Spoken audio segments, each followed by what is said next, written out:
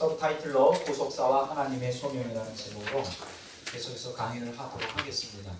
우리가 전 시간에 세속사와 구속사에 대하여 말씀을 드렸죠. 구속사, 세속사. 구속사는 이제 그 하나님 나라, 하나님의 나라. 세속사는 이제 세상 나라에 대한 얘기를 했고, 이제 하나님 나라는 이제 영적 하나님 나라를 여기서 얘기해서 영계에서 일어나는, 그리고 세속사는 이제 물질계에서 일어나는데, 구속사라고 하는 것은 무엇이냐면 하나님 나라를 세속사 속에 구현하는 것이죠. 하나님 나라가 그러니까 세상 나라가 하나님 나라가 되게 하는. 그것이 이제 우리가 세속사와 구속사의 관계에 대해서 말씀을 드렸습니다. 그래서 제가 지난 시간에 무엇을 말씀드렸느냐, 우리가 성경은 구속사를 기록하고 있는 책이지만 그 모든 구속사에서 일어나는 영적 세계에서 일어나는 어떤 하나님 나라에 대한 개념을 다 설명하지는 않고 있거든요. 하나님이 세속사 속에서, 세상 나라 속에서 그분의 구속사를 진행시키고 있지만 거기에 대해서 구체적으로 그 이유에 대해서 설명을 안 하는 경우가 많다.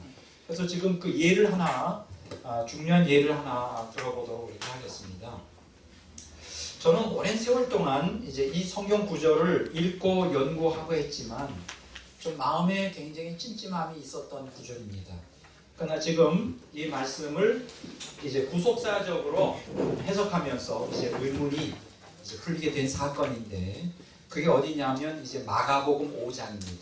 아마 여러분들도 이 구절을 가지고 설교는 많이 하지만 이 문제에 대하여 굉장히 좀 개운하지 않은 그러한 마음을 갖고 있는 분들도 있었을 것입니다. 그래서 이 마가복음 사실은 5장 1절부터 이제 20절까지에 있는 이야기죠. 이것은 이제 거라사 지방에 귀신 들린 사람에 대한 스토리입니다.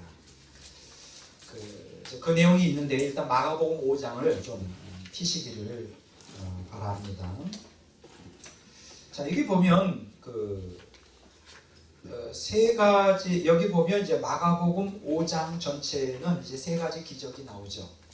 이 기사가 나오는데, 하나는 5장 1절에서 20절에 거라사의 죽기 사건이 나오고요. 두 번째로 마가복음 5장 21절로 24절, 35절에서 43절에 보면 회당장 야이로 딸 이제 살린 사건이 나오고, 그 가운데 이제 마가복음 5장 25절에서 34절에 보면 12년 혈루증 앓던 여자 치유 사건이 이렇게 나옵니다. 자, 그런데 어쨌든 그 중에서 이제 마가복음 5장 1절에 20절에 보면 이제 거라사 지방에 귀신 들린 사람의 죽기 과정에서 예수님께서 그 엄청난 사회적 무리를 일으키죠.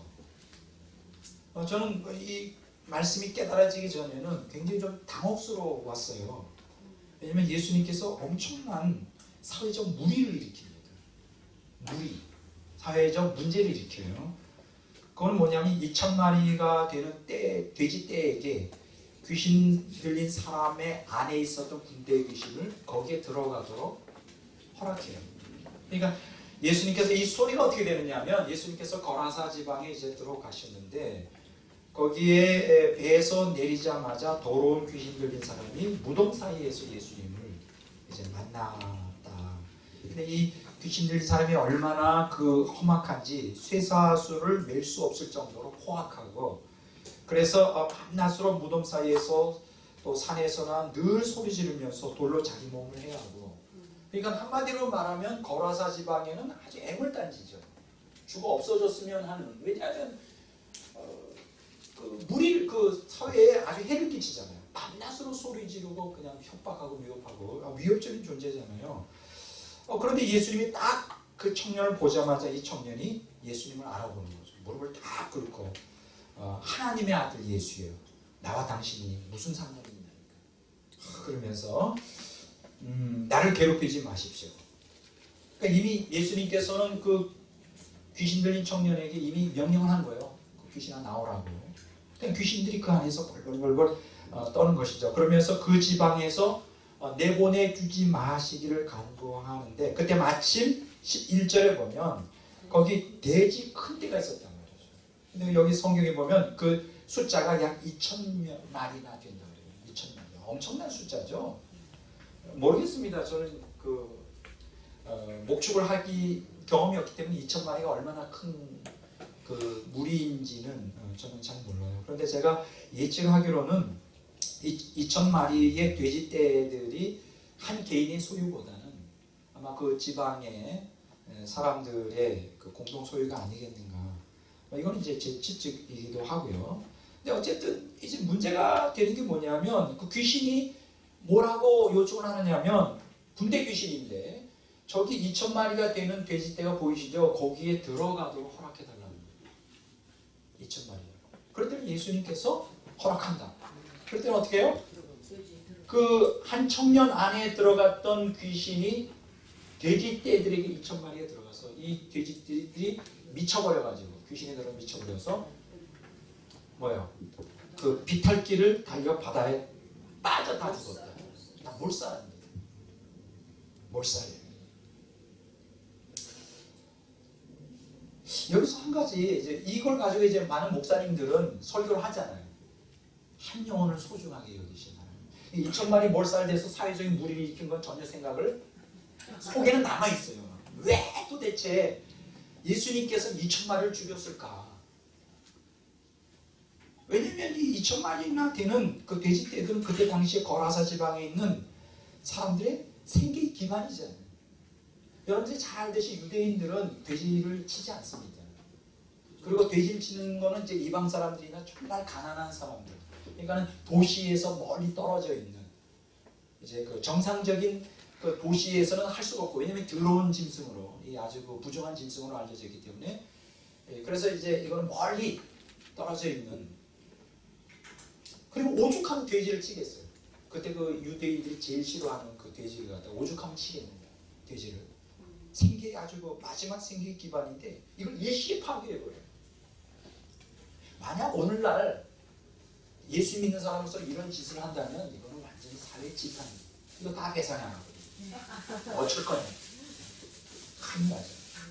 근데 이제 지금 2,000마리가 몰사한 것에 대해서는 오늘 뭐 목사님들이 설교를 안 하실 거예요. 걸리긴 하죠. 왜 예수님이 그런 짓을 했을까? 뭐 그건 이해가 된단 말이죠. 예수님께서 6월절 날 노끈을 만들어가지고 성전에 있는 걸 채찍질하면서 그 장사들을 다 쫓아낸 거, 그건 이해가 돼요. 얼마든지 가능해요. 그 사람들이 부정을 저지르고 또 이러한 동정 같은 건 엎어주면 다시 죽으면 되는 거예요. 엎어주면 죽고 가지고 가면 되는 거예요. 손해보는 게 하나도 없어 그냥. 그런데 이거 2,000마리의 돼지떼들을 갖다 몰살시켰다는 이거는 엄청난 막대한, 정말 그 10년 20년씩 양도를 하는 사람들의 그 사업의 기반을 무너뜨리는 거잖아요. 이런 그 사회의 지탄을 받을 만한 말 그대로 짓을 예수님 하셨다. 이걸 어떻게 여러분들 해석할까요? 예수님은 그렇게 현실 문제에 관심 없는 분이에요. 그냥 뭐 예수님은 뭐 사업을 안 해도 먹고 사는 데 문제가 없으니까 예수님이 마음에 생각되는 대로 막 하는 거예요. 그러면 그 군대 들린, 그 귀신 들린, 군대 귀신 들린 그 청년을 너무나 사랑해서 그거 가지고 우리 설교하잖아요. 2,000마리가 문제가 아니다. 그러면 2,000마리를 그 양도하는 사람 입장에 서봤어요? 문제가 아니라니.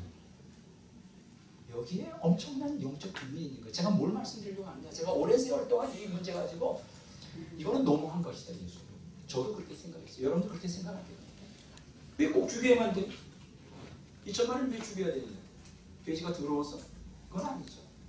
여기에는 영적인 엄청난 의미가 있는 거예요. 영적 교훈이 여기에 있는 거예요. 그게 뭐냐 하면 이 사람들은 이제 거라사 지방에 있는 이 사람들의 의식 구조가 뭐냐? 영적인 것에서는 제가 해석을 할게요. 제가 이제 세속사와 구속사의 개념, 세속사 속에서 구속사의 실마리를 푸는 어떤 하나의 예로서 이 문제를 제가 얘기하는 거예요. 자, 뭘 말씀드리고 싶으냐? 왜 예수님께서 2,000마리의 돼지들을 몰살시켜서 살짝 무리를 일으키느냐? 용납이 안 되잖아요. 이유가 있다는 거예요. 그건 뭘까? 거기 어떤 그 영적인 세계에 어떤 이유가 있을까? 있어요, 분명히. 왜 그랬을까? 거기는 분명한 이유가 있어요. 그게 뭐냐 하면 거라사 지방의 이 사람들은 영적인 구원 문제에 대해서 전혀 관심이 없었어요. 뭐만 관심이 있느냐? 돼지잘 쳐서 돈 버는 일만 관심이 갖고 있었어요. 그리고 귀신 들린 한 청년에게도 관심이 없었어요. 그거는 그냥 자기 문제가 아닌 거예요. 빨리 죽으면 좋겠다고 하는 그런 마음을 가졌던 거예요. 그러니까 한마디로 왜 예수님이 2,000마리나 되는 돼지를 몰살하셨느냐? 그건 뭐냐면 이들을 영적으로 깨우기 위해서. 이 사람들은 물질을 의지하고 있었다고. 돼지라고 하는 것을 온 인생을 걸고 있었고 영적인 것에 관심이 없었어요. 그들을 각성시키기 위해서 가장 좋은 방법은 뭐냐? 그들이 신처럼 숭배하고 있는 돼지들을 없애버리는 거예요. 그래서 하나님 앞으로 돌아오도록 하기 위한. 쉽게 얘기하면 이 세속사적으로는 돼지 2,000마리를 없앤 게 그건 굉장히 지탄할 일이지만 구속사적인 시각으로 보면 무한한 하나님의 자비와 공륜에서 행해지는 것이죠. 오늘 이걸 우리에게 그대로 적용시켜야 돼요. 우리가 이 세속사 속에서 우리가 사업하다 망할 수도 있고 그렇죠. 오늘 많이 망하잖아요. 뭐 여러 가지 그 물질적인 손해도 볼 수 있고 여러 가지 문제가 일어나요. 그럼 왜 그렇게 하실까 하는? 우리가 물질만 의지하고 영적인 것에 관심이 없고 하나님께서 멀어지게 했으면 그걸 걷어가시는 거예요. 그렇게 해석을 해야 돼요. 그렇게 해석해서 빨리 세속사 속에서 우리가 믿음을 가지고 구속사를 성취하시려고 하는 하나님의 숨결과 의도를 빨리 간파하셔야 돼요. 그게 영적으로 지혜로운 사람인데 경제적으로 자꾸만 어려움 당하고 사기 당하고 그냥 그거 회복해달라고 기도만 해. 하나님 회복해. 그건 잘못된 기도. 왜 걷어가셨을까요? 왜 이러한 그 경제적인 엄청난 사회적 무리를 일으키면서도 타격을 줬을까? 거기에는 구속사적인 깊은 의미가 있는 거라고. 그 영혼을 구원하고자 하는. 이해가 되시죠? 그죠? 네. 그렇게 되면 이 사건이 이해가 돼요. 때때로 이걸 갖다가 세속사적인 관점으로 해석하면 예수는 굉장히 나쁜 사람이지. 2,000마리를 갖다가 몰살시켜가지고. 근데 여기서 보면 한 가지 안타까운 게 있죠. 뭐죠? 2,000마리를 몰살시켰는데 이 동네 사람들이 어때요? 그 동네에서 떠나가라. 무서우니까. 거기서 회개하고 주님 앞에 나와야 되는데 끝까지 거절하잖아요. 참 인간이 참 완악합니다. 그래서 여기 그 사람들 떠나가라고 하는데 예수님께 귀신 들림에서 벗어난 그 청년은 어떻게 되죠? 예수님께서 19절에 보면 이제 같이 있겠다고 하잖아요. 예수님. 그랬더니 예수님이 그걸 허락하지 않고 네 집으로 돌아가라. 네 고향으로 돌아가라. 대가볼리에 하나님께서 너를 어떻게 불쌍히 여기셨고 어떤 큰 일을 행하셨는가 복음을 전하라. 그러니까 우리가 이 구절을 이 마가복음 5장의 1절에서 20절에 나오는 이 구절을 가지고 세속사적인 관점으로 경제적인 손실만 볼 게 아니라 그들을 얼마나 긍휼히 여기시는가. 뭐 이건 똑같은 케이스죠. 종종 이 땅에 지진이 일어나잖아요. 그렇죠? 엄청난 지진이 일어나서 수천 명, 수만 명, 수십만 명이 죽어가잖아요. 그럼 우리가 딱 그렇게 해요. 하나님이 계시냐? 이렇게. 하나님이 존재하느냐? 아니죠. 그런 재앙을 통해 우리는 뭘 깨닫습니까? 그동안 하나님께 무관심했던, 영적으로 무관심했던 것을 각성시키는 거예요. 하나님을 잊고 살았던 것에 대해서 깨우치는 하나님의 그 은총의 시간들이죠. 그렇죠? 하나님의 소명, 하나님의 부르심의 시간들이에요. 그렇게 우리가 이제 구속사적으로 해석하는 이제 능력을 이제 우리가 배양을 해야 됩니다. 제가 아까 첫째 시간에 뭘 또 말씀을 드렸느냐 하면 이제 구속사의 주인공들의 그 특성에 대하여 말씀을 드렸어요. 거기에 대해서 좀 더 추가적으로 이제 드리고 싶은 말씀이 있습니다. 자, 구속사의 주인공들을 우리가 한마디로 뭐라고 말할 수 있느냐? 그들은 세속사와 구속사가 딱 일치하지 않아요, 관점. 그러니까 세속사적인 관점으로 인생을 평가하는 기준과 구속사적 관점으로 인생을 평가하는 기준이 달라요. 세속사와 구속사의 행복과 성공의 기준이 다릅니다. 그걸 여러분들이 믿음으로 그걸 이렇게 잘 이해하고 여러분들이 어떻게 하면 세속사의 주인공이 될 것인가, 또 그런 어떤 삶을 살아가는 것이 하나님이 기뻐하시는가를 빨리 영적으로 간파하는 게 여러분들이 정말 행복한, 이 땅에서 예수님 잘 믿으면서 어떤 환경에도 굴하지 않고 그것을 초월하여 승리를 이끌 수 있는 지름길입니다. 자, 그 하나의 예를 들어보겠습니다. 고린도후서 6장 8절에서 10절입니다. 고린도후서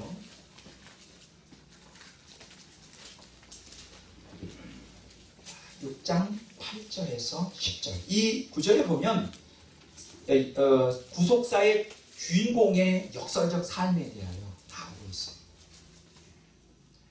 고린도후서 6장 8절에서 10절 다시 읽겠습니다.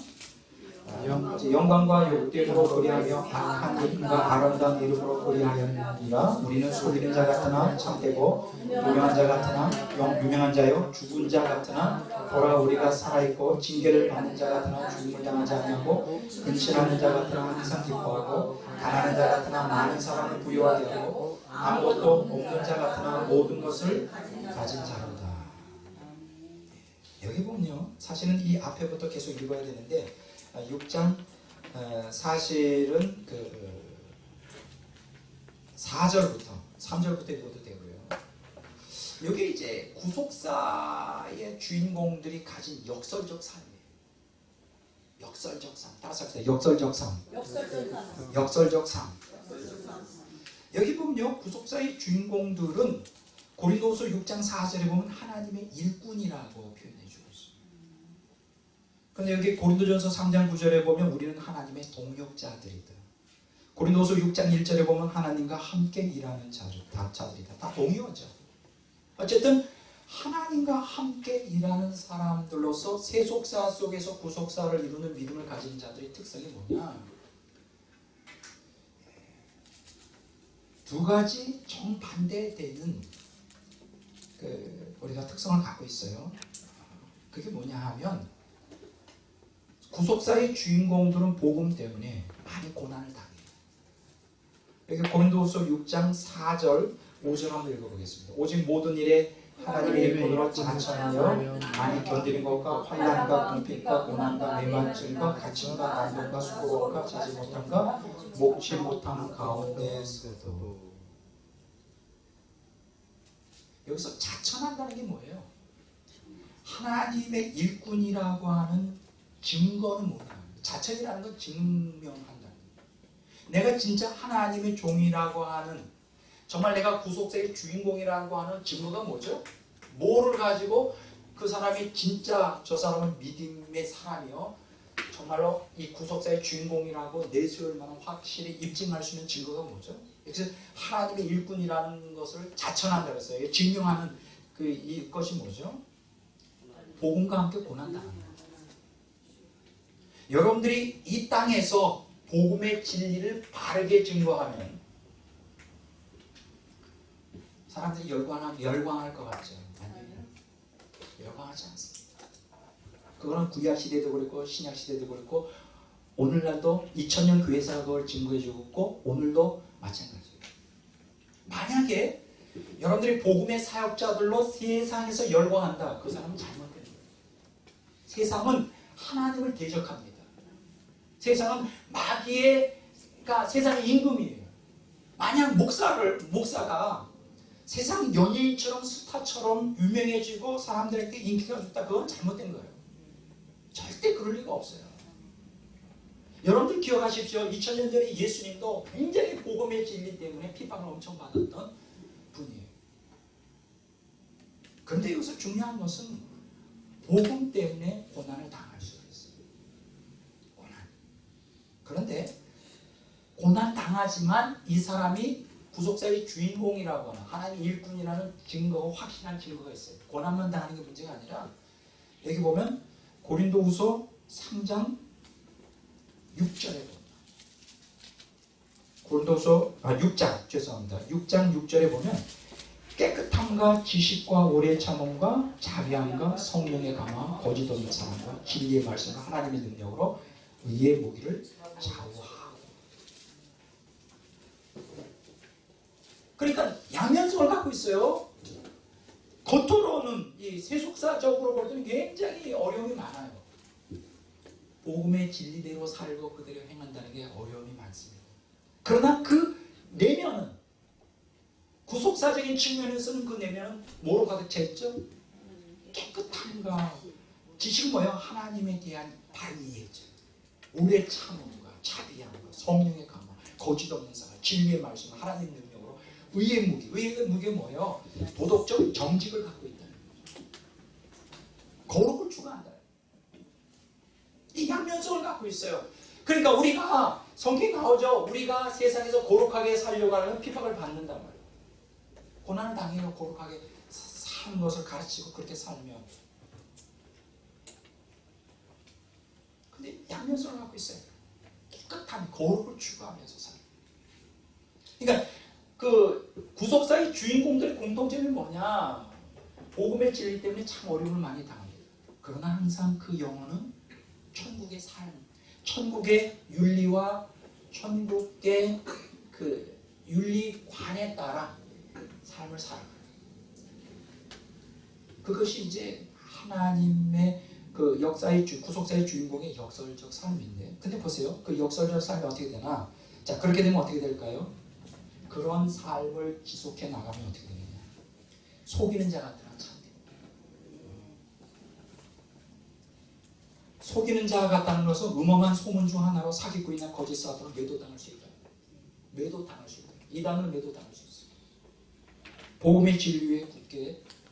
그렇지만 참되고 뭐냐면 그 신령은 복음의 진리에 굳게 서 있어요. 무명한 자 같으나 유명한 자. 여러분 아시기 바랍니다. 구속사의 주인공들은 거의 대부분 역사에 알려져 있지 않아요. 가끔 한 명씩 이렇게 우리가 아는 정도 뿐이지 실제적으로는 상당히 이름이 없습니다. 무명한 자예요. 감춰져 있어요. 그러나 유명한 자예요. 여기서 무명하다는 것은 사람들에게 그렇게 대대적으로 인정받지 못한다는 거예요. 그 사람들이 주목도 안 해요. 왜냐하면 이 사람이 세속사에서 사람들이 좋아하는 성향을 갖고 있지 않기 때문에 인정을 잘 안 하려고 그러죠. 무시당하죠. 무시. 그렇지만 누가 인정할까요? 여러분, 나는 여러분들 사역자들이 자꾸만 세상에 인정받으려고 하는 세상적인 마인드로 목회에 그걸 호흡을 가는 걸 좀 버렸으면 좋겠어요. 우리의 유일한 목적은 사람이 아니라 누구한테 인정받아야 될까요? 하나님께서 인정하십니다. 하나님께서 인정하고 그것을 믿음으로 알면요, 자꾸만 사람들 앞에 내세우려고 과시할 필요가 없어요. 하나님이 알아주시는 거예요. 그리고 이 세상의 인정은 다 사라져요. 결국 궁극적으로 하나님이 알아주시고 궁극적으로 내가 가야 될 곳이 어디예요? 천국이잖아요. 천국에서 인정받으면 돼요. 거기에 목표를 잡아야 되는 거예요. 세 번째는 뭐냐면 죽은 자 같으나 우리가 살아나요. 여기서 죽은 자 같다는 것은 죽음의 위협에 항상 처해 있는 상황을 얘기해요. 오늘날은 선교지에 나가면 굉장히 죽음의 위협이 있죠. 2000년 전에 바울 사도 시대 때도 더더욱 더 그때는 상당히 죽음의 위협에 처할 수 있는 상황이었죠. 우리가 살아있다. 그러나 그런 상황 가운데서 예수님의 생명이 항상 나타나는 상황. 징계를 받는 자 같으나 죽음을 당하지 않고. 여러분, 하나님은 자기 백성들에게 수많은 교육적 차원의 징계를 가하세요. 고난당하게 하시고 어려운 가운데 들어가게 하시고, 그러면서 종말을 시켜요. 징계를 받는 자 같으나 죽임을 당하지 않고. 우리를 징계하시는 건 뭐예요? 우리를 죽이려고 하는 거 아니잖아요. 살리려고 하는 거죠. 근심하는 자 같으면 항상 기뻐하고. 여기서 말하는 근심은 세상 근심이 아니죠. 복음을 위한 근심이죠. 주님 뜻대로 살려고 하는 근심이죠. 그러나 항상 기뻐해요. 저는 이게 조금씩 이해가 돼요. 조금씩 이해가 돼요. 제 안에 복음에 대한 막중한 무거운 그 부담감이 있어요. 이걸 전해야 되는데 또 이런 걸 제대로 전하다 보면 좋아하는 사람도 있지만 굉장히 싫어하는 사람도 있단 말이에요. 이들을 어떻게 내가 설득을 할 수 있을까? 정말 저는 제가 아무리 노력한다 해도 저는 어떻게 할 수가 없어요. 주님이 하셔야 되잖아요. 저는 제가 지금 제가 깨달은 복음의 진리를 오늘 이제 이 일부분이 나올 거예요. 시간이 다 안 돼서 다음 주로 계속 이어지는데 오늘 뒷부분에 나오는 내용과 그 끝부분 오늘 여러분들에게 나눠드렸잖아요. 여기 이렇게 그림으로 나눠드렸잖아요. 이 구조가 굉장히 중요한 거예요. 여러분들이 요 밑에 지금 반 밑에 좌우의 반의 밑에 그 그림으로 그려놓은 걸 여러분들이 정확하게 깨달아지고 그것이 은혜로 받아들여진다면 여러분들 복이 많은 거예요. 근데 이게 깨달아지지 않는다. 심각하게 여러분들 자신을 점검해 봐야 돼요. 왜 안 깨달아지느냐? 복음의 진리에 피드가 안 맞아 있기 때문에 안 깨달아져요. 제가 여기 있는 거 사람 얘기 안 하겠다. 다 성경에서 성경으로 수많은 성경 구절을 가지고 제가 해석하는데 이거는 저는 아주 명료하게 깨달아져요. 놀라운 것은, 더 두려운 것은 제가 이 하나님의 말씀이 더 갈수록, 세월이 갈수록 더 뚜렷해져요. 저는 제가 깨달은 바대로, 제가 받은 대로 전할 수밖에 없어요. 근데 문제는 뭐냐면 받는 분들 중에 어떤 분들은 자신의 신학사상과 안 맞아서 거부하는 사람들도 있어요. 참 이게 문제예요. 근데 어떻게 할 수가 없어요. 저는 최선을 다하여 복음을 증거할 뿐. 그 이상은 제가 할 수 있는 게 없어요. 왜냐면 제가 어떻게 할 수 없어요. 하나님이 하셔야 되잖아요. 여기 보면 가난한 자 같으나 많은 사람을 부유하게 하고, 항상 역사의 주인공들, 구속사의 주인공들은 자기의 재물을 이렇게 움키지 않아요. 다 풀어주죠. 그리고 물질에 집착하지 않아요. 물질에 집착하지 않기 때문에 항상 가난한 자 같아요. 근데 많은 사람을 부유하게 해요. 저도 어떤 면에서 이렇게 물질 부유한 사람은 아니에요. 그런데 부유하게 만들 수 있어요. 여러분, 다른 사람을 부유하게 만드는 거는 내가 돈을 많이 갖고 있기 때문에 그런 거 아니에요. 그 하나님의 물질을 공급하는 그 통로의 그 개념을 정확하게 영적으로 이해하면 얼마든지 가난하더라도 함께 나누면서 부여를 누릴 수가 있어요. 이건 뭐 제가 더 이상 얘기 안 해도 뭐 아실 거예요. 7번째는 뭐냐? 아무것도 없는 자 같으나 모든 것을 가진 자예요. 그 웨슬리가 참 생각나요. 존 웨슬리는 만약 돈을 벌었다면 100억, 200억은 그냥 쉽게 움켜쥘 수 있는, 뭐 지금 순복음교회가 크다 그러지만 그때 당시에 메소디스트 그 회에 속해 있는 사람만 40만이 됐으니까. 그래서 헌금만 좀 걷어도, 또 그가 쓴 책을 굉장히 많이 썼거든요. 존 웨슬리가 뭐 일지부터 시작해서 각종 책을 다 썼어요. 한 가지 재밌는 것은 이 사람이 목회자이고 신학자이면서도 별별 책을 다 썼어요. 무슨 뭐 일반 뭐 학문에 대한 책들도 많이 쓰고, 굉장히 폭이 넓었던 사람이에요. 이 사람이 맘만 먹었으면 지금 조영균 목사님보다 더 돈 많이 벌었어요. 근데 죽을 때 뭐만 남기냐? 숟가락 하나 딱 남기고 죽었어요. 나도 그렇게 되길 원해요. 그렇다고 여러분들 죽을 때 다 숟가락 하나만 남기고 죽으면 아니, 그 심정으로 살아야 돼요. 심정, 그 마음으로, 그 자세로. 아무것도 없는 자 같으나 모든 것을 가진 자입니다. 이게 기독교인의 역설적 삶이에요. 역설적인 뭐예요? 세속사 속에는 별 볼 일 없는 것 같이 보여요. 그 당연해요. 너무 세속사에서 뜰라고 여러분 그거 신경 쓰지 마세요. 초점을 구속사에다 맞추세요. 하나님께만 맞추고 세속사에서 누가 인정하든 말든 그거는 별로 문제가 되지 않아요. 제가 아주 정말 존경하고 사랑하는 그 워치만 이라고 하는 사람이 있죠. 정말 지금도 그분은 굉장히 존경합니다. 저한테는 참 훌륭한 그 신앙의 그 모범이 되니까요. 이 사람이 중국에서 굉장히 공부를 많이 했어요. 똑똑한 사람이에요. 천재죠. 중국에서 아주 유명한 대학에 법대를 다녔으니까. 근데 가만 보면 그 법대 출신들이 굉장히 신학자들은 많이 활동해요. 근데 굉장히 장래가 촉망되는. 그래서 그 교수들이 다 좋아했어요. 그 중에서도 어떤 교수가 특출나게 워치만이가 앞으로 훌륭한 법관이 될 것이다. 내가 너한테 모든 기대를 걸겠다. 그 정도로 아주 크게 기대했던 사람이었죠. 근데 이 사람이 재수 나쁘게 예수님을 믿었어요. 젊을 때. 예수님의 복음을 받아들이고 믿어가지고 인생이 좀 험난했죠. 그냥 구질구질하게 살았어요. 돈이 없어서 믿음으로 하나님께 의지해서 그러면서도 아주 거룩을 추구하면서 이제 계속, 그래서 그 중국에도 참 이 워치만이가 끼친 영향이 좋은 영향이 많습니다. 물론 신학적으로는 좀 문제가 심각한 부분이 있지만 그걸 여기서 제가 다루지 않고요. 나중에 이제 인간론 할 때 자세하게 뭐가 문제인가 다루겠습니다. 그런데 이분이 이제 나이가 들어서, 워치만이가 나이가 들어서 병까지 들었어요. 지팡이를 짚고 완전히 중노인이죠. 이렇게 길을 가고 있는데 그 앞에 자기가 법대 다닐 때 자기를 굉장히 아끼고 사랑했던 법대 교수가 걸어오고 있는 거예요. 많은 세월이 흘러간 것이죠. 근데 워치만이가 뭐라고 고백했느냐면 그 순간에 자기는 피하고 싶었다. 숨고 싶었다. 도망가고 싶었어요. 왜냐하면 세속사에서는 실패한 거 아니에요. 예수님 때문에. 워치만이가 만약 예수님 안 믿고 잘 나갔으면 대법원 판사도 될 수 있고 뭐 다 될 수 있는 사람인데 세속사적으로 완전히 망한 거예요. 병들고 아무것도 가진 게 없고. 근데 그 앞에서 자기가 존경했던 교수가 이렇게 걸어오는 거예요. 나이 들었는데. 도망가고 싶었어요. 도망가지 못하고 그냥 우물쭈물하다가 부딪힌 거예요. 그 사람이 알아본 거예요. 아니 워치만이 아닌가. 뭐 이제 그 워치만이는 나중에 이름 바꾼 거 니뚱쉥이라고 그러죠. 니뚱쉥 아닌가. 아니 자매가 이게 웬일이야. 깜짝 놀란 거예요. 보니까 아주 워치만이가 나이 들어 그냥 병들고 후줄근해서 마치 거의 거지 행색인데 워치만이가 거기서 아무 말도 할 수가 없었어요. 사실은요 제가 예수님 믿었어 뭐 그 얘기 할 수가 없었어요. 우리 그런 얘기 많이 한다며요. 가난하게 살면 예수님께 영광이 안 되고 욕 돌린다고. 그런 얘기 많이 해요.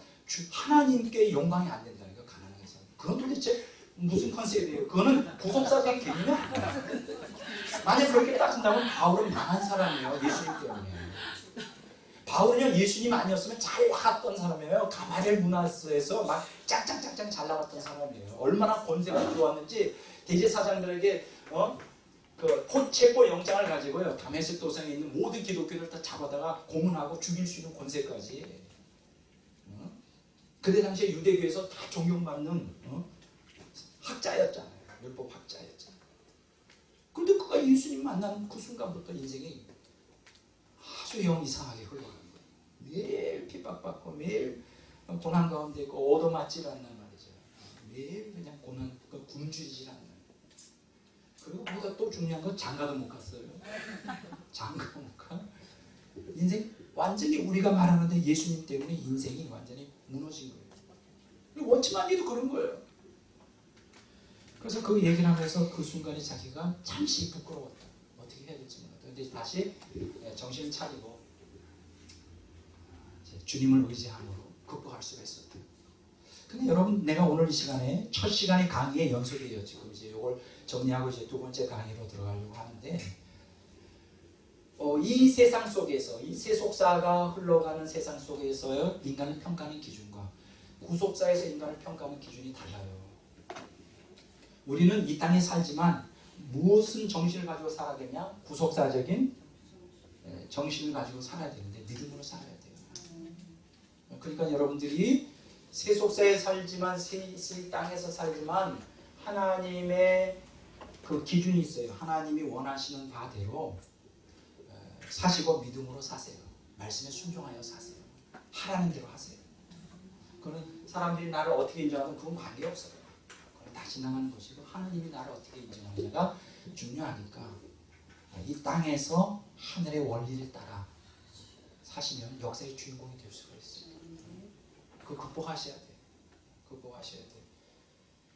극복하지 않으면 자꾸만 낙심이 돼요. 세속사 속에서. 왜 나는 세상 사람처럼 잘 안 됐을까? 세상적인 성공을 못 이루었을까? 그건 아무 의미가 없어요. 이제 그렇게 여러분들에게 이 두 가지 하나의 사건을 통하여 이제 정리를 해드리고, 자 지금부터 강의가 너무너무 중요한데요. 중요함을 수없이 많이 설명해도 사실은 과함이 없죠. 그래서 나는 여러분들이 세속사의 마인드에서 구속사적인 마인드로, 그러니까 제가 아까 얘기했잖아요. 구속사하고 제 서브 타이틀이 뭐라 그랬죠? 구속사와 하나님의 소명이에요. 자 이제 두 번째 시간에는 제가 무엇을 이제 말씀드리려고 하느냐면 하나님의 소명에 대한 구속사의 중심 주제가 되죠. 그러니까 보통 구속사 하면 그냥 하나님 역사의 주관자, 섭리자 이 정도만 알지. 중요한 것은 구속사의 주인공이 되려면 하나님의 소명이라고 하는 개념을 여러분들이 이해하셔야 돼요. 여러분들의 영적인 눈이 열려야 돼요. 이 땅에서. 제가 한 가지 이 내용하고 또 맞지는 않지만 우리 영화가 있었죠. 이게 이제 소설로도 있는데 눈먼자들의 도시 혹시 아시나요? 여기 2008년도에 개봉된 건데 이 얘기는 뭐 여러 가지 스토리가 있지만 한 가지는 뭐냐, 이 여자만 눈을 떴어요. 세상 모든 사람들은 다 눈이 감겨져 있는 상태. 그런 뭐 조금 좀 상징적인 그러니까 앞을 볼 수 있는 유일한 존재들 세상에서 전 인류가 눈이 먼 세상 오직 나만이 볼 수 있다.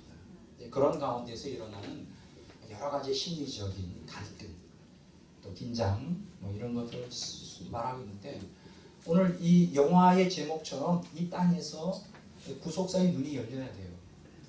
구속사를 볼 수 있는 믿음의 눈이 열려야 돼요. 그러면 어떻게 믿음의 눈이 열리면 어떻게 되느냐? 하나님의 소명을 경험하게 돼요. 다른 말로 말하면 이 땅에서도 하나님이 우리를 부르시는 음성을 들을 수가 있다는 거예요. 그리고 그 음성을 따라 세속사 속에서 구속사의 주인공으로서 계속 의미를 가지고 의미가 충만한 삶을 이제 살 수가 있게 되는 것이죠. 그러면 오늘 이 시간에 이제 시간이 되는 대로 이제 강의를 계속 좀 해보도록 이렇게 하겠습니다. 여러분들이 가지고 있는 이 자료를 참고해 보시기 바랍니다. 자, 여기 보면요. 하나님의 소명. 자, 지금 주제는 뭐냐? 하나님의 소명이에요. 하나님의 소명. 무엇일까? 성경을 여러분들이 자세히 보면요. 소명이 세 가지 아니면 네 가지 하나 더 추가하면 이렇게 네 가지가 있어요. 근데 요 세 가지 네 가지가 같이 연결되어 있어요. 성경 전체에 하나님의 소명을 보면 자, 아까 내가 얘기했잖아요. 구속사의 내용은 하나님의 소명이에요. 하나님이 우리를 구속사에 참여시키는 부르시는 소명이에요.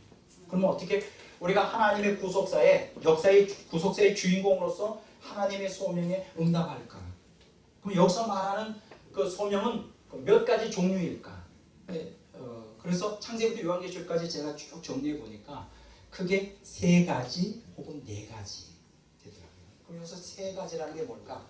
자, 거기 내가 그림을 그렸죠? 동그라미 세 가지를 그렸어요. 그리고 요 앞에 하나를 더 그렸어요. 물론 여러 가지 하나님의 소명에 대하여 부르심에 대해서 말하지만 크게 정리는 세 가지가 될 수 있어요. 첫째가 뭐냐? 구원회로의 소명이에요. 구원회로의 소명. 자, 따라서 할까요? 구원회로의 소명. 구원회로의 소명. 자, 두 번째 소명이 있는데 여기 같이 연결되어 있어요. 거룩회로의 소명이에요. 거룩회로의 소명.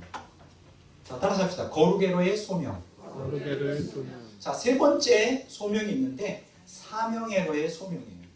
자, 사명회로의 소명. 자, 따라서 합시다. 사명회로의 소명.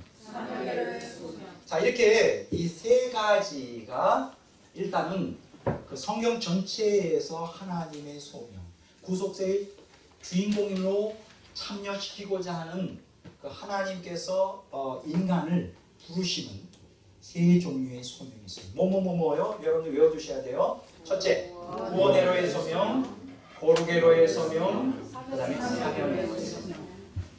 자, 그런데 여기서 제가 강조하고 싶은 거 있어요. 오늘날 많은 기독교인들이 구원회로의 소명과 거룩회로의 소명, 사명회로의 소명을 별개로 분리하여 해석하는데 별개가 아니라는 거예요. 이제 오늘 여러분들이 강의, 오늘 다 못 끝나면 다음 주까지 이어지겠지만은 강의를 자세히 들어보면 구원과 거룩과 사명이 같이 연결되어 있어요.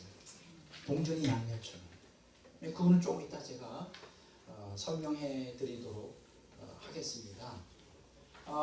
그리고 또 한 가지 우리가 여기서 참 조심해야 될 게 있어요.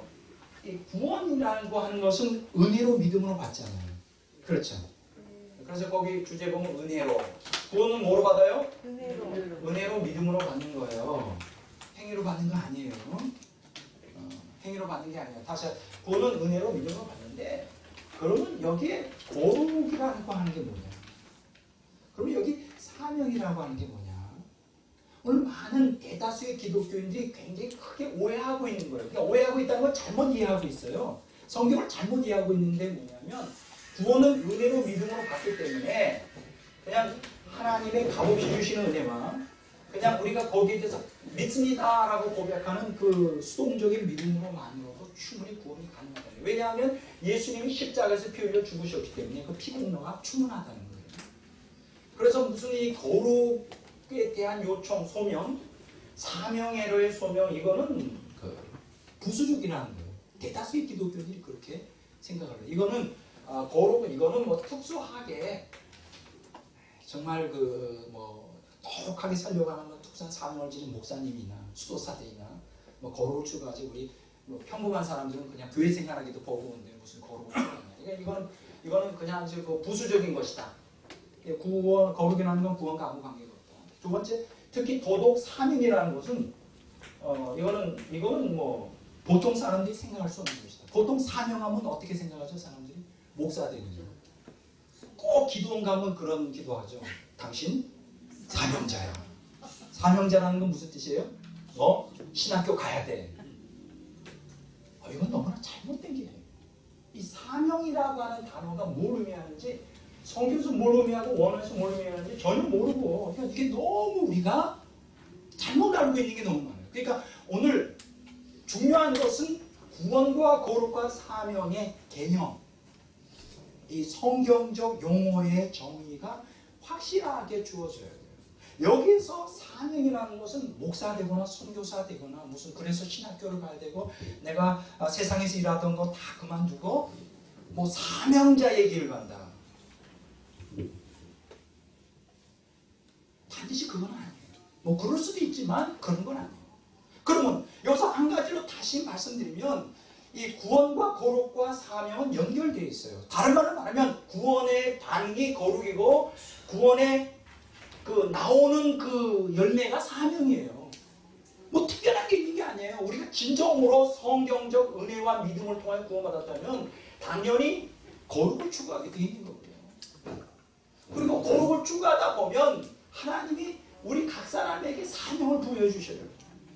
그러면 사명 감당하면 되는 거예요. 근데 여기서 조심해야 될 게 이 사명이 반드시 우리가 기도원에 가면 기도해 줄 때 당신 사명자인데 너 큰일 난다. 너 사명 안 감당 너 망해. 신학교 가. 그래서 이제 오늘 한국 사람들이 그런 것에 따라 목사들이 많이 됐잖아요. 목회가 또 쉽습니까? 그 인천 지역에만 해도 목사 안수 받고 목회 안 하고 작은 택시 운전만 하는 사람이 500명이고 5,000명인가 됐대요. 5,000명. 나는 그렇게 생각하지 않아요. 사명이 꼭 목사나 선교사가 되어야 되는 게 왜냐하면 성경이 그 뜻이 아니에요. 이 얘기하려면 굉장히 긴데 자 차근차근 한번 풀어나가도록 하겠습니다. 그러면 이런 이 구원과 거룩과 사명을 잘 이렇게 분리시키는 이원론적인 삼원론적인 개념으로 해석하게 된 근본 원인이 어디 있을까? 여기는 아주 심각한 신학적인 문제가 있어요. 거기에 대해서 여러분들에게 권해드리고 싶은 책이 한 권이 있습니다. 그게 뭐냐 하면 이 책이에요. 제가 자기 비움의 길이라고 하는 책인데 길동무 이 사람이 이제 아명으로 자기 이름이 아니죠. 이게 자기를 낮추기 위해서 쓴 책인데 이분이 저서가 3권이 돼 있어요. 1권, 2권, 3권. 근데 일반 서적에서는 안 팔고 교보문고에서 주문하면 살 수 있고 또 이분한테 전화하면 살 수 있는데 1권, 2권은 제가 읽어봤는데 그렇게 별로 참고는 안 되고 3권, 이 3번째 이 책이 굉장히 저한테 도움이 되었어요. 이분한테 이분이 이제 서울 감신 제 후배거든요. 나이는 저보다 좀 많고. 그래서 만났어요. 우리가 2월달인가 만나서 한번 대화를 나눈 적이 있는데 이 내용에서 주시는 내용이 정말 엄청난 내용을 여기서 말해주고 있어요. 뭐냐 하면 이분이 무엇을 얘기해 주느냐 하면 지금 기존 기독교 안에서 거룩이니 사명이라고 하는 개념이 잘못 오해된 그 근본 원인을 얘기하고 있어요. 무엇을 이분이 얘기하냐면 지금 우리가 보통 여기 여러분들 갖고 있죠. 성속 이원론에 기초한 헬라주의적 운문수도 영성을 경계하라. 좀 길죠. 성속 이원론에 기초한 뭐예요? 헬라주의적 은둔 수도 영성을 경계하라. 한마디로 말하면 경계하라 이거예요. 이게 무슨 얘기냐? 이분이 뭘 주장하느냐? 초기 교회 때 영주주의라고 하는 그 신학적인 논쟁으로 교회가 몇백 년 동안 뭐 기독론이나 삼위일체론이나 해서 신학적인 논쟁에서는 교회가 승리했다는 거예요. 이단 사상. 그러니까 그때 당시에 헬라적 이원론. 그러면 헬라적 이원론이 뭐냐? 성속 이원론이에요. 그 거룩함과 속된, 그렇죠? 더러운 세상과 분리시켜 놓는 거예요. 쉽게 얘기하면 헬라의 이원론은 뭐냐? 영은 거룩한 것이고 육체, 물질적인 것은 더러운 것이다. 타락한 것이다. 여기 이제 그 이원론이에요. 성속 이원론. 따라서 성속 이원론. 성속 이원론. 성속 이원론. 예, 여기 이제 헬라의 이원론이에요. 가장 그 확실한. 영주주의도 여기서 나와요. 근데 그 문제에 대하여 정통 신학이 수립되기까지 뭐 기독론이다 삼일조이다 하면서 몇백 년 동안 투쟁에서 이겼어요. 왜냐면 헬라 성속 이원론에 기초한 헬라적 그 사상, 신학적인 사상을 영주주의를 퇴출시키는 데 승리했는데 문제가 되는 게 뭐냐? 신학이 아니라 신앙생활에 신앙생활에 있어서 이기질 못했어요. 처음에 그 박해 시대 때, 그 로마 시대의 박해 시대 때는 기독교인들이 목숨을 걸고 신앙을 지키기 위해서 그렇죠. 신앙을 지키기 위해서 순교를 하고 그것이 아니 그때 당시에 순교를 한다는 것은 가장 그 모범적인 기독교 생활의 모범이었죠. 뭐 여러분들이 잘 아시지만 도미티안 황제 때 그 박해가 절정을 이루는데 그게 이제 요한계시록 그 기록의 배경이 되는데 그때 성한 기독교인이 거의 없었어요. 죽거나 다 병신됐어요. 고문 많이 당했어요. 근데 그게 영광이었다고. 그래서 그때는 신앙이 아주 뜨거웠어요. 목숨을 걸고 순교자적인 신앙을 갖고 있었죠. 그런데 이제 어떻습니까? 여러분들이 잘 아시는 대로 313년 콘스탄틴 대제에 의해서 기독교가 공인된 다음에 이제 기독교가 점점 좀 흐려지잖아요. 신앙이. 세속적으로 변질되고 그 과정 가운데서 그 순교자 영성을 그리워하는 기독교인들이 이제 어떻게 했냐? 이제 광야로 나가는 거예요. 수도 생활. 이제 수도 생활을 하는데 이 수도 생활이 그 자체가 나쁜 건 아니에요. 같이 이렇게 뭐 정말 자기를 복종시키는데 문제가 되는 건 뭐냐면 이 수도 생활이 뭐 이거 나중에 우리가 이 영성 신학에 대해서 공부할 때 자세히 배우겠지만 수도 생활이 육체를 죽이는 것으로 되면 안 돼요. 근데 헬라의 그 이원론에서는 뭐냐면 은둔 수도, 그러니까는 기독교가 수도 생활을 하기 전에 원래 헬라주의 그리스 시대에는 오래전부터 그 종교적인 것을 지향하는 사람들은 은둔 수도를 했거든요. 혼자 산에 들어가서 금식하고 막 요가, 그 인도 같은 데도 요가를 하잖아요. 다 그게 이제 은둔 수도하고 같은 전통인데 그것이 기독교 안에 들어온 거예요. 수도 생활이. 그러니까 헬라의 성속 이원론에 기초한 헬라주의적 은둔 수도 방식이 그 정신이 박해가 끝난 다음에 기독교 안에 들어왔다고. 그래서 기독교인의 수도 생활의 전형이 되어버렸어요. 하나의 그 모델이 됐다고. 그 다음부터 계속 은둔 수도를 하는 거예요. 그럼 은둔 수도의 특징이 뭐예요? 세상을 등지는 거죠. 불교가 그렇듯이. 저 동양 신비주의가 다 세상을 등지는 거예요. 세상 속에 들어가서 뭐 세상을 변형시키는 게 아니에요. 왜냐하면 그게 다 어디 기초되고 있죠? 헬라의 성속 이원론의 기초되고 있어요. 물질은 들어온 거 타락한 것이고 영은 정결한 것이다. 이것이 기독교 안에 들어와서 오늘날까지 수생을 하는데 오늘날 그 포스트 모던 시대에 그 영성 운동이 다시 일어나고 있잖아요. 그 포스트 모던 영성이 다시 일어나고 있는데 이 영성의 그 기초를 이루고 있는 게 여러분들 잘 아시잖아요. 토마스 머턴이나 헨리 나우엔, 리차드 포스터 같은 사람들. 이들이 다 과거의 그 수도 생활, 은둔 수도, 어떤 세상을 등지고 불교처럼 이렇게 조용한 곳에 가서 그 뭐 명상 같은 것을 해서 뭔가 하나님의 뜻을 이루려고 하는, 이게 잘못됐다는 거예요. 이 저자는 뭘 얘기하느냐? 그렇게 해가지고는 성화가 안 된다. 그렇게 해가지고는 성화가 안 된다는 거예요. 이 사람이 정확히 본 거예요. 왜 중세 기독교가 그렇게 타락이 됐냐? 그건 수도원 운동이 타락했는데, 그 수도원 운동이 타락할 수밖에 없었던 것은 이들이 성속 이원론에 기초한 헬라주의적 운동 수도를 그대로 기독교 안에 비판 없이, 신학에서는 영지주의를 비판하여 걸러냈지만 신앙생활에서는 그걸 무비판적으로 받아들였다. 이거 대세에 제가 무슨 얘기죠? 그래서 문제가 심각하다. 오늘날도 지금 영성이라는 이름을 하지만은 과거 운동 수도 생활과 다른 게 없어요. 방법론에서. 교부들이 그런 측면에서 상당히 문제가 있다. 저는 거기에 대해서 전적으로 동의를 합니다. 그러면 이 사람이 얘기하는 내용은 뭐냐? 한마디로 말하면 그래요. 성과 속이 따로 있는 게 아니라 하나님은 이 땅에, 이 세상 속에 들어가서 평범한 삶 속에, 그렇죠, 평범한 삶 속에서 평범한 삶을 살면서 주님의 말씀에 순종하여 살아가는 것. 그러면서 그 가운데서 자기를 부인하는 삶을 살아가는 거예요. 왜 오늘날 구원의 개념을 거룩과 사명과 분리시킬까요? 이게 바로 성성이원론에서 나옵니다. 우리가 구원과 거룩 그리고 사명은 이게 같이 이어져 있어요. 이걸 여러분들에게 말씀드리려고 하는 거고, 그래서 여러분들에게 이 책을 한번, 이게 세 번째 책이에요. 첫 권, 두 번째 건데 그거는 별로고, 세 번째 책을 좀 읽어서 보신다면 굉장히 도움이, 잘못된 영성의 틀을 고치는데 결정적으로 아주 유익한 책이다. 우리 개신교인들에게 아주 좋은 영성의 지름길이 될 것이다. 그래서 적극 추천을 해 드리고요.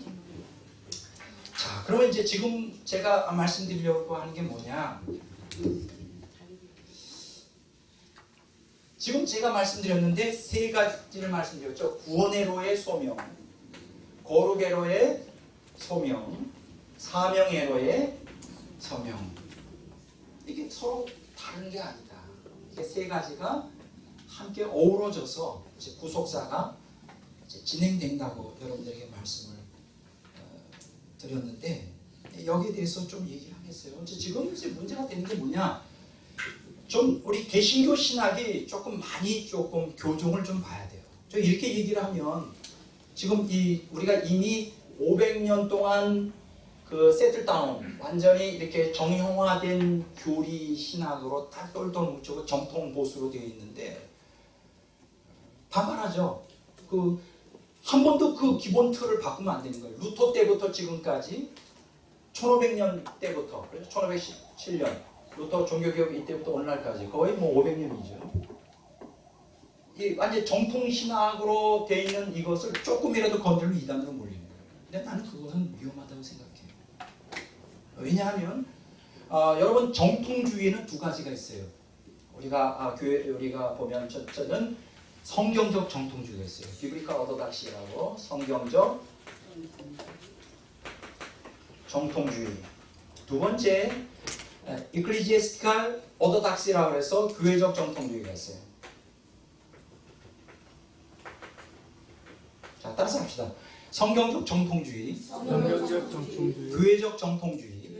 다시 한번. 성경적 정통주의, 교회적 정통주의.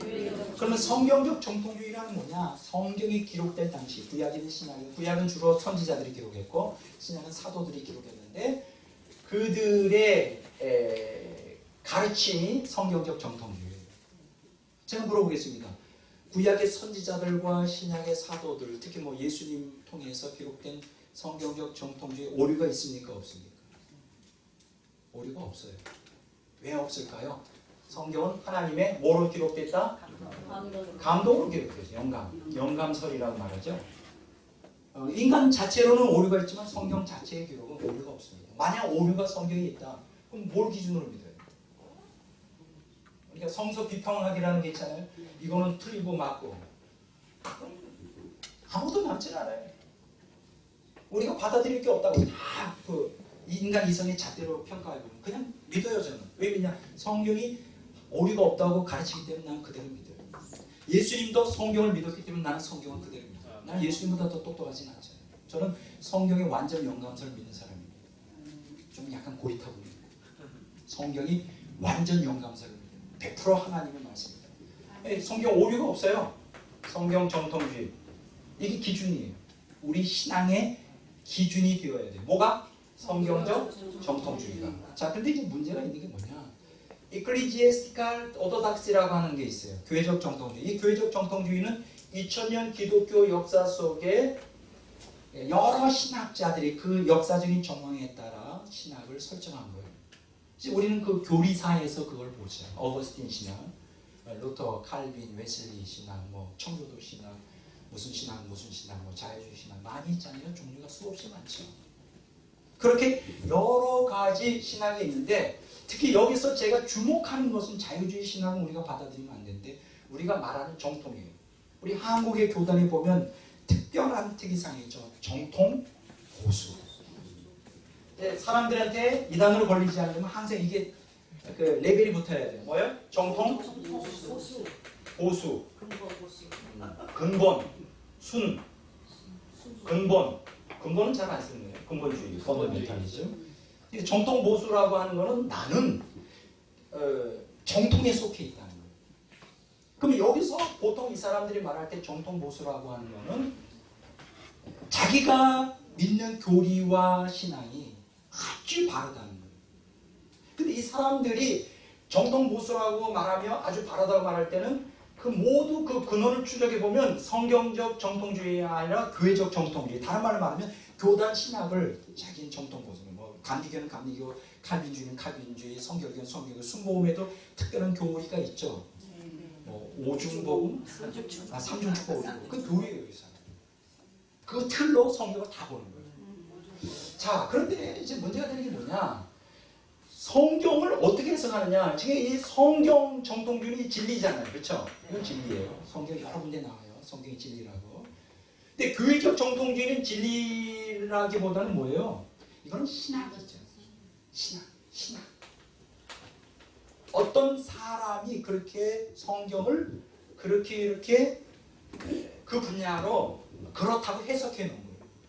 그러니까 요거는 이 성경적 정통주의는 진리지만은 교회적 정통주의는 신학이기 때문에 이걸 뭐라고 그러느냐? 해석적 정통주의라고 그래요. 해석을 한 거라고 해요. 신학적으로. 해석. 뭐라고요? 해석적 정통주의. 근데 이제 문제가 되는 게 뭐냐? 뭐 한국은 더 심합니다. 사실은 한국은 신학자들이 신학하기가 굉장히 척박한 땅이에요. 왜 척박하냐? 그 정통 보수 교리에서 조금만 벗어나면 무조건 이단으로 모는 데야 능력을 갖고 있는 거예요.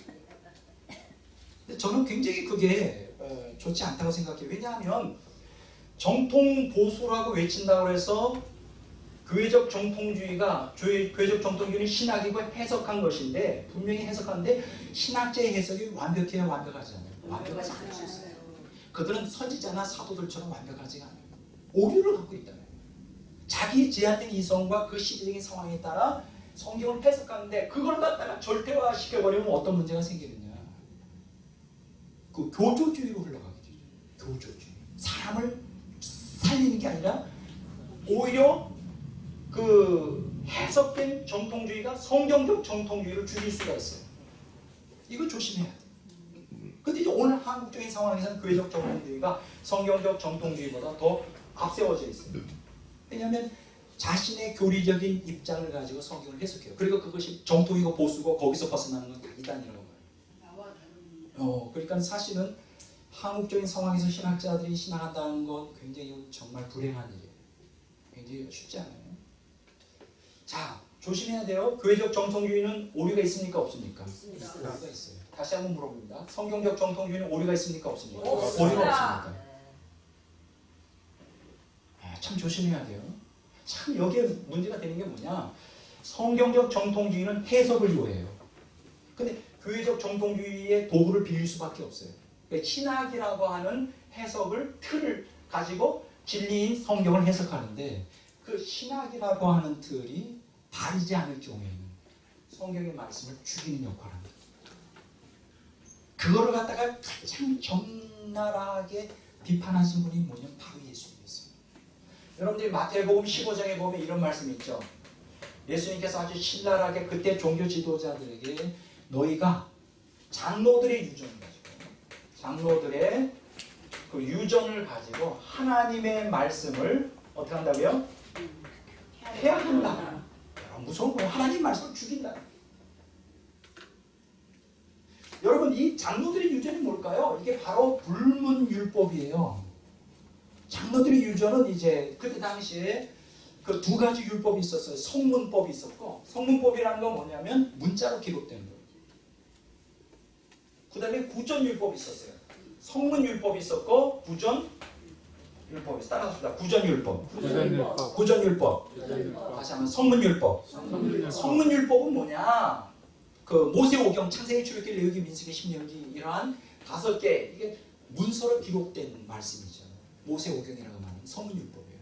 근데 그때 당시에 성문율법 못지않게 더 정통적이고 쉽게 얘기하면 정통보수죠. 유대교에서 정통보수로서 그 기준이 되었던 그러니까 성문율법을 해석하는 기준이 되었던 율법이 뭐냐면 구전율법이에요. 그 입구자, 입으로 전해지는 이제 그것이 오늘 이제 탈무드로 나오죠. 미드라시라든가 뭐 그 외에도 또 있는데 예수님이 뭘 말씀하셨느냐. 자, 한번 마태복음 15장 보겠습니다. 조금 좀 길어지고 있어요.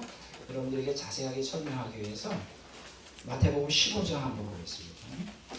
15장 1절, 2절, 3절 같이 읽어보겠습니다. 그때에 바리새인과 서기관들이 예루살렘에서부터 예수께 나와 이르되 당신의 제자들이 어찌하여 장로들의 전통을 범하나이까 떡 먹을 때 손을 씻지 아니하나이다. 대답하여 이르시되 너희는 어찌하여 너희의 전통으로 하나님의 계명을 범하느냐. 자, 여기 보면 바리새인과 서기관들이 예수님께 와서 뭐라고 질문하냐면 어찌하여 당신들은 장로들의 전통, 아까 장로들의 유전이라고 했죠. 범합니까? 여기서 말하는 장로들의 전통은 뭐냐? 구전율법이에요. 그때 당시에 유대교의 정통보수적인 교리라고. 그러니까 그 잣대로 그 성문율법을 평가하는 거예요. 오늘 마찬가지죠. 오늘날 교회적 정통주의 각 교단의 신학을 가지고 성경의 옳고 그름을 판단하는 과정이에요. 제가 얘기했잖아요. 교회적 정통주의가 오류가 있을 수 있다는 거예요. 그럼 신학적인 틀이 오류가 있으면 성경 해석에도 오류가 있을까요? 없을까요? 당연히 잘못 해석하게 되죠. 조심해야 된다. 조심해야 돼요. 그런데 예수님 당시에도 똑같은 일이 벌어지고 있어요. 장로들의 그 전통이 뭐냐? 구전율법인데 그 잣대로 성문율법을 평가하는 거예요. 그런데 예수님께서 여기서 뭐라고 얘기하느냐? 너희 전통으로 뭘 범한다고요? 하나님의 계명을 어기고 있다. 그때 당시에 유대교의 신학이 잘못된 것이었어요. 잘못된 신학이었어요. 그 잣대로 그 틀로 하나님의 말씀, 진리를 평가하는 거예요. 그러니까 왜곡될 수밖에 없죠. 그리고 여기서 더 심한 얘기를 하시죠. 6절에 너희 전통으로 무엇을 피한다? 하나님의 말씀을 피한다.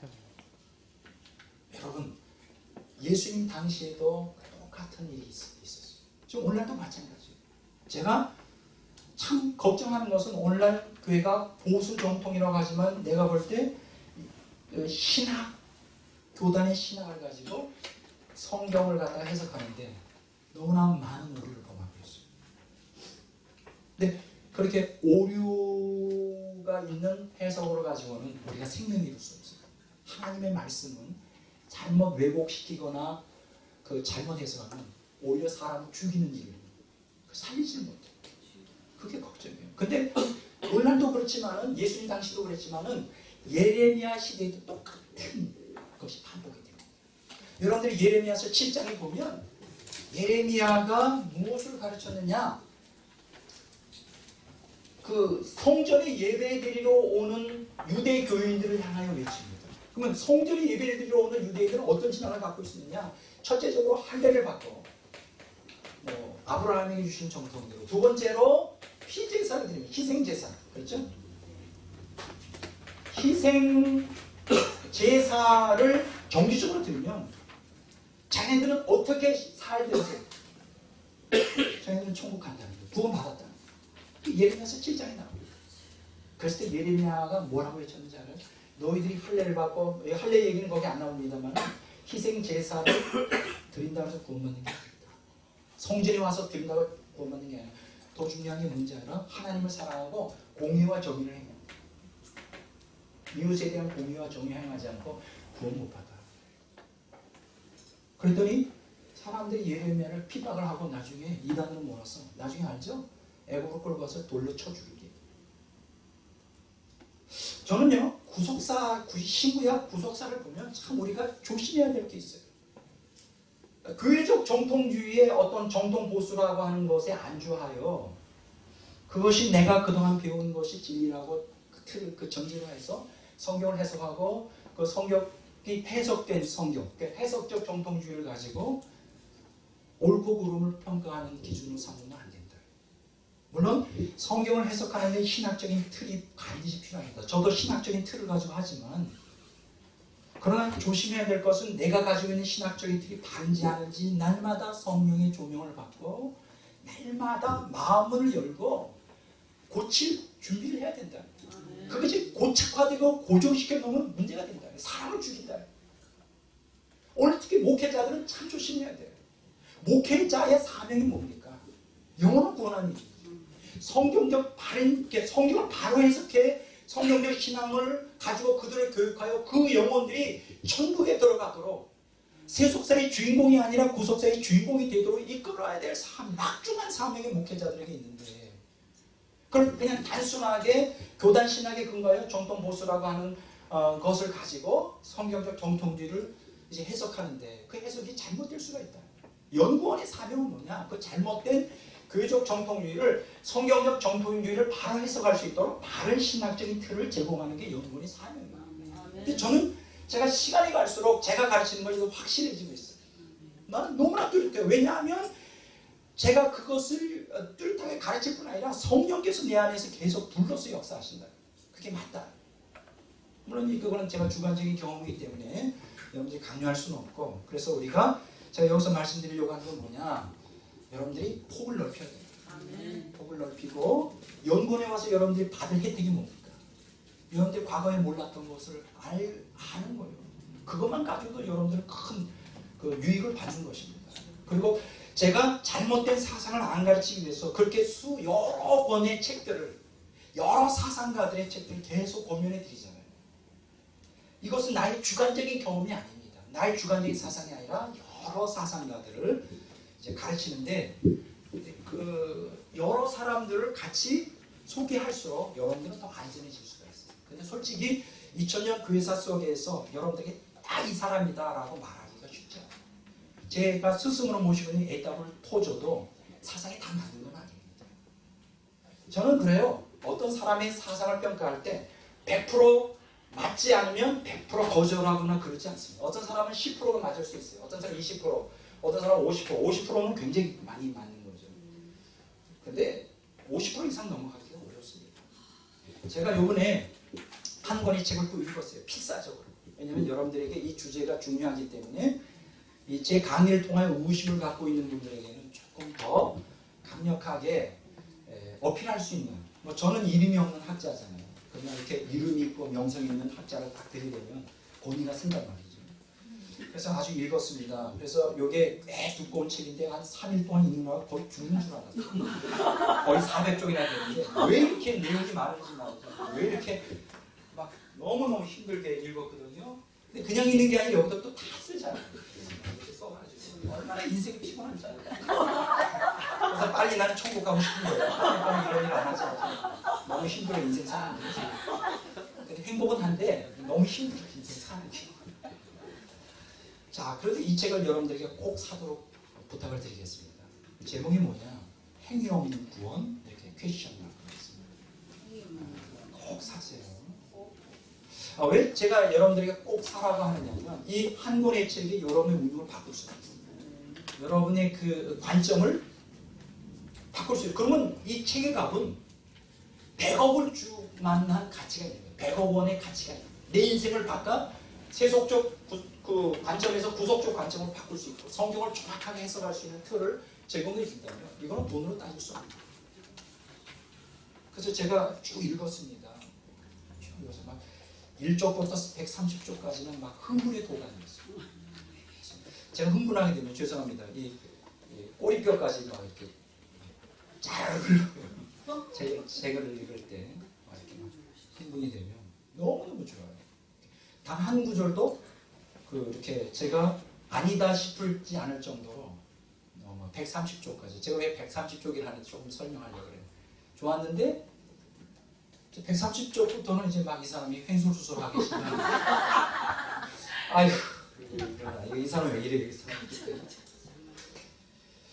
무슨 얘기냐면 이 사람이 지금 1장에서 7장까지로 이제 구성이 되어 있어요. 1장은 마태복음과 야고보서를 비교하여 사실 이 사람이 권연경이라고 하는 교수거든요. 이제 서울대 영문과를 나오고 미국 플러 신학교 나오고 예일 대학에서 신학을 하고 이제 박사를 이제 킹스 칼리지 런던에서 받은 사람인데 갈라디아서로 배웠어요. 지금 이제 굉장히 그 믿음과 은혜에 대해서 논점이 되는 것은 로마서와 갈라디아서거든요. 대다수의 신학자들이 로마서와 갈라디아서를 기준으로 하여 오직 은혜, 오직 믿음으로 구원받는 것을 다 세팅해요. 물론 그 전통은 누구한테 기초를 두고 있느냐면 마틴 루터가 세운 거죠. 여러분들이 잘 아시는 대로 마틴 루터는 조직 신학자가 아니라 성서 신학자예요. 그래서 로마서다 갈라디아서 이걸 이제 처음으로 그분의 신학계에서 처음으로 집필한 책이 로마서와 갈라디아서. 그리고 마틴 루터의 사상의 기초가 로마서와 갈라디아서예요. 그 이상은 확장이 못 나가고 있어요. 물론 시편도 강의하지만 성경 전반에 걸쳐서 해석을 못하고 있어요. 그러니까 어떤 면에서는 루터의 사상이 굉장히 편협할 수밖에 없어요. 로마서하고 갈라디아서에만 초점을 두고 있기 때문에. 그래서 이제 이 루터가 한 얘기가 아주 유명한 얘기가 있죠. 그 야고보서는 지푸라기 복음입니다. 나는 왜 성경의 야고보서가 여기에 기록되어 있는지 도저히 이해가 안 된다. 그러니까 루터는 야고보서를 하나님의 말씀으로 하나님의 말씀을 인정하지 않았어요. 여러분 어떻게 생각했어요? 야고보서는 하나님 말씀 아닙니까? 하나님 말씀입니다. 창세기부터 요한계시록까지 나는 단 한 구절도 버리면 안 된다고 생각해요. 그래서 여러분들이 성경을 해석할 때 입체적으로 해석해야 됩니다. 유기적으로 해석해야 되고 단 한 곳도 버리면 안 돼요. 그리고 왜 그러면 야고보서를 지푸라기 복음이라고 그랬고 또 한 가지 한 얘기가 있어요. 만약 어떤 사람이 로마서나 갈라디아서와 야고보서가 서로 조화를 이루고 있다는 것을 내 앞에서 증명해 보인다면 자기 박사학위를 주겠다는 거예요. 그런데 재밌는 건 뭐냐면 이 권연경 교수가 웨스터민스터 신학대학원 대학교 교수거든요. 자기는 그건 바라지 않는다. 나는 증명해 보이겠다. 이렇게 왜 야고보서와 로마서 갈라디아서가 서로 조화를 이루고 있는지 증명해 보이겠다 하면서 여기에 권영경 교수가 뭘 더하겠느냐 야고보서 앞에 마태복음을 여기서 추가로 말합니다. 마태복음. 왜냐하면 마태복음과 야고보서의 관점이 같아요. 뭐요?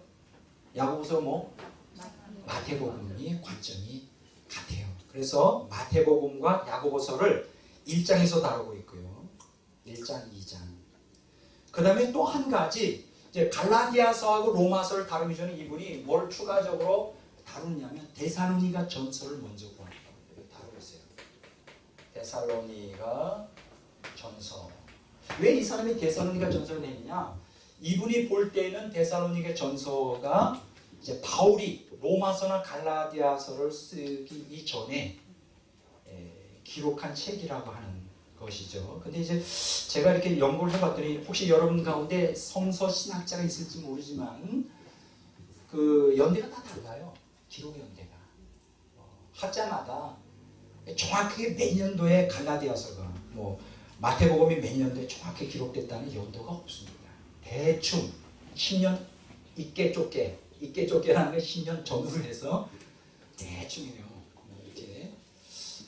그래서 이제 그 데살로니가를 서로 하고 그 다음에 갈라디아서 그 다음에 로마서를 이 사람이 쭉 다르거든요. 3장에서 데살로니가, 4장에서 갈라디아서, 5장에서 로마서. 그 다음에 이제 결론 부분에서는 6장에서는 이제 은혜가 믿음이 무엇인지에 대해서 다루고, 7번째는 이제 은혜가 무엇인지 다루고 이제 결론이에요. 이렇게 이제 결론을 내는데, 그래서 처음 마태복음과 야고보서를 다룰 때는 데살로니가 전서까지 다룰 때는 아주 신나게 제가 잘 읽었어요. 130장에 막 흥분되더라고요. 그러니까 이분이 뭘 얘기하냐면 이제 그걸 얘기한 거예요. 한마디로 얘기하면 우리가 믿음, 우리가 기존의 믿음이라고 하는 개념에 대하여 정확히 얘기를 하는 거예요. 믿음이 뭐냐? 한번 보겠습니다. 데살로니가 전서 1장 한번 보겠습니다.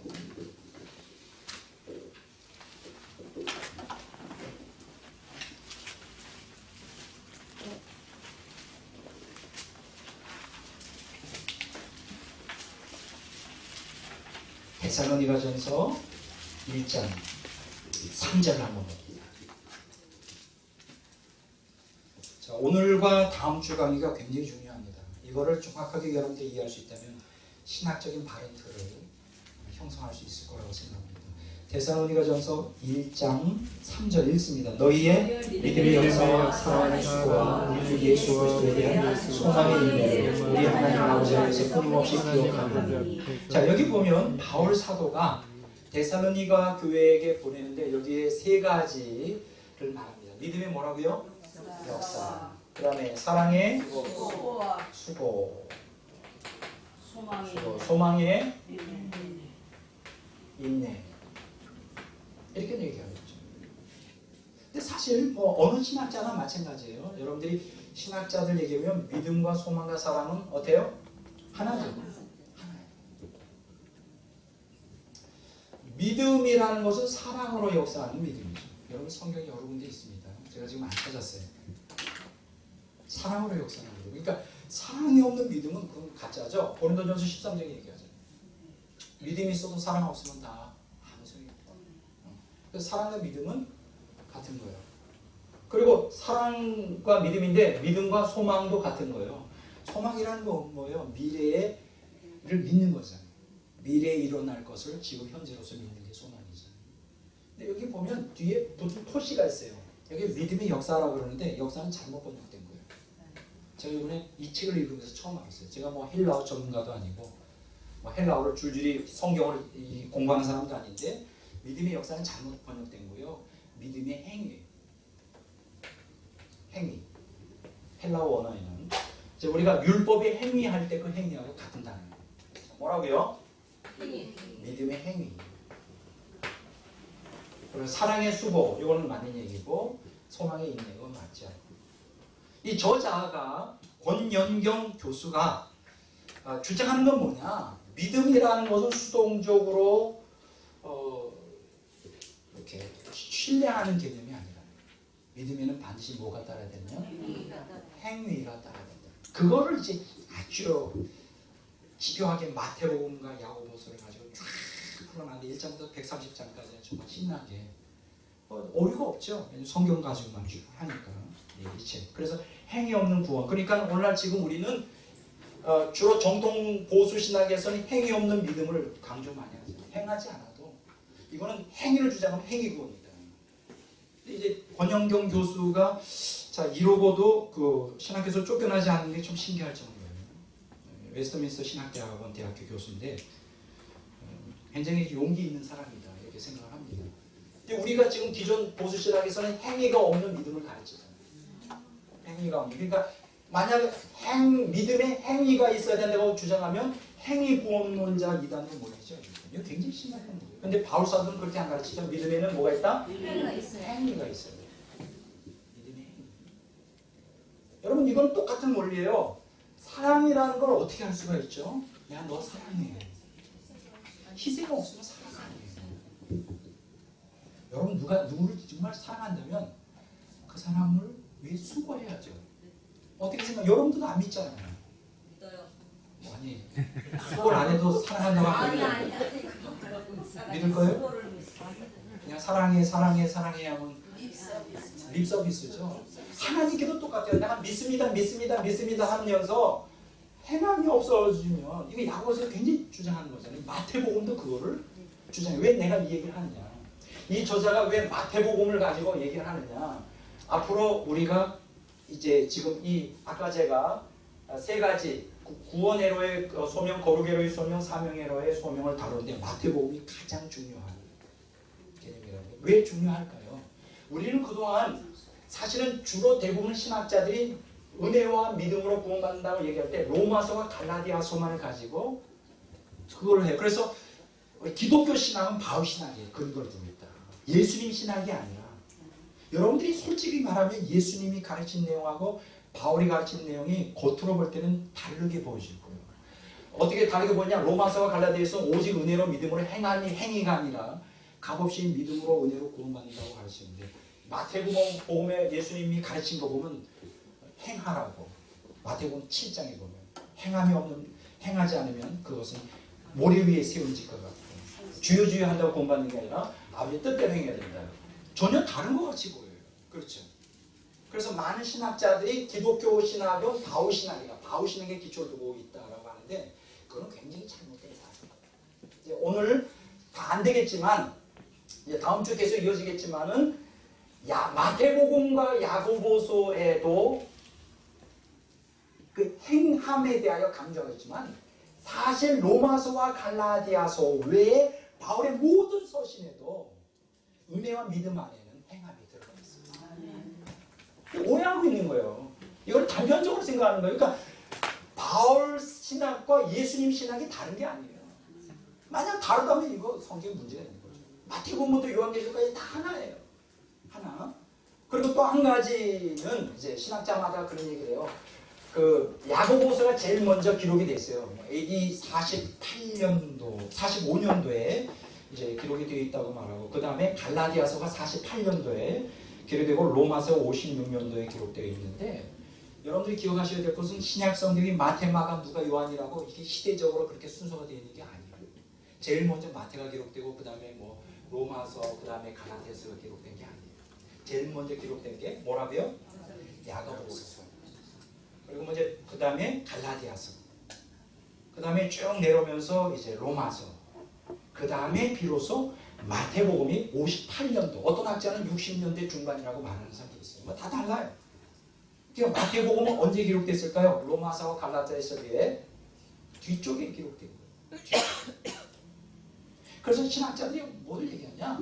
로마서와 갈라디아서를 중심으로 하여 서신이 기독교 세계에 전파될 때 기독교인들이 오해했다는 거예요. 오직 은혜로 믿음이라는 것을 잘못 오해했기 때문에 행함이 없는 것을 주장했기 때문에 거기에 대한 경고 차원에서 마태복음이 기록됐다라고 하는 학자도 있습니다. 그거는 이제 다음 주에 제가 얘기를 하고요. 지금 여기서 이 저자가 이 책에서 집요하게 다루고 있는 문제는 뭐냐? 믿음이라는 것은 행위가 따른다. 믿음의 행위다. 그거를 집요하게 쭉 설명을 해주고 있어요. 그래서 잘 나갔죠. 많은 얘기가 많으니까. 그런데 이제 잘 나가다가 이제 4장하고 5장을 다루는데 4장에서 갈라디아서를 다루고 5장에서 로마서를 다루는데 이때부터 이 저자가 헤매기 시작합니다. 헤매면서 나도 마음이 헤매기 시작합니다. 왜 헤맸냐 이 사람이. 이제 갈라디아서 로마서의 가장 중요한 단어가 뭐냐면 율법의 행위라는 단어잖아요. 율법. 이 저자가 율법에 대한 정의를 잘 못하는 거예요. 그러니까 기존 신학의 율법의 행위를 율법과 동의어로 조금 취급하면서 끌고 가니까 처음에는 잘 나가다 30% 빠지는 거예요. 그래가지고 한참 헤맸어요. 그래서 막 130조까지 흥분돼가지고 너무 좋아하다가 좀 실망한 거죠. 그래 100% 완벽한 사람이 어디 있겠냐. 50%만 돼도 좋지.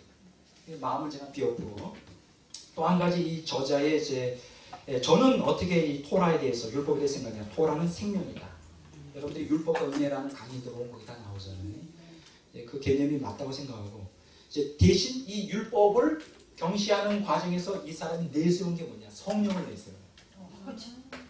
갈라디아서는 성령이 나오잖아요. 성령을 따라가면 됩니다. 율법 따라가지 말고 성령을 따라가지면 됩니다. 근데 이게 잘못이죠. 왜냐하면 토라, 율법은 생명인데 그 생명 가운데 누가 역사하는 거예요? 성령이 역사함으로 말씀하는 거예요. 그러니까 율법을 토라를 배제하고 성령이 역사한 건 아니죠. 그러니까 이분도 기존 신학의 틀에서 헷갈렸던 것 같아요.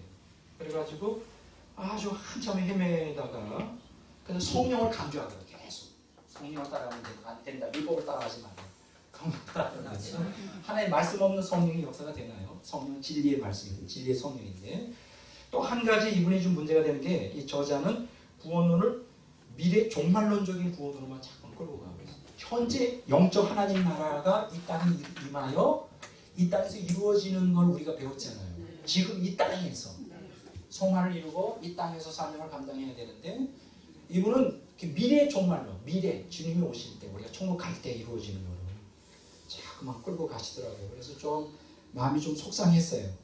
그리고 한 가지 좀 특이할 만한 사항은 이 칭의, 우리가 보통 칭의가 우리 기독교 신학의 중요한 루터가 우리에게 물려준 위대한 유산이잖아요. 이 칭의를 종말론적 개념으로만 해석하는 거예요. 그러니까 우리가 의롭다고 인정받는 거는 천국 갈 때 된다. 저는 그렇게 생각하지 않죠. 이 의로움이라고 하는 거는 세 가지로 구분할 수 있고요. 첫째는 법적으로 칭의.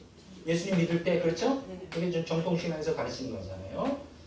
의롭다고 인정받는 거죠. 선언되는 것이죠. 두 번째로는 이게 이제 조금 부족해요. 우리 개신교 신학에서 실제적으로 의로워지는 거죠. 이건 성화죠. 성화인데 이게 실제적으로 의롭게 되는 거예요. 의롭게 거룩하게 되는 거예요.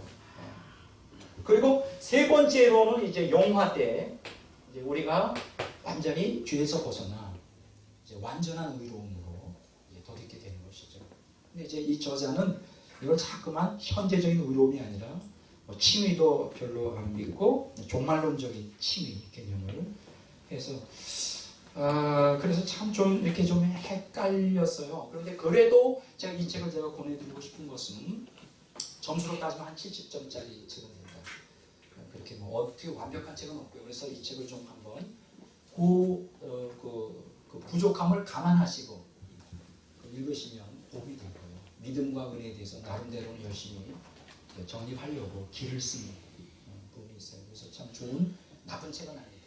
참 좋은 책이다. 그래서 꼭 여러분들에게 행위 없는 구원, 그 권영경 교수 책을 꼭 참고를 좀 하시기 바랍니다. 여기서 우리가 마태복음과 야고보서, 데살로니가, 로마서, 갈라디아서 이게 하나의 중요한 사상을 전해주고 있다는 것을 말씀드리고 또 한 가지 책을 여러분들에게 권해드리고 싶습니다. 이 사람은 너무나 유명한 사람인데 제 강의와 더불어 제이시 라일이라고 하는 사람이에요.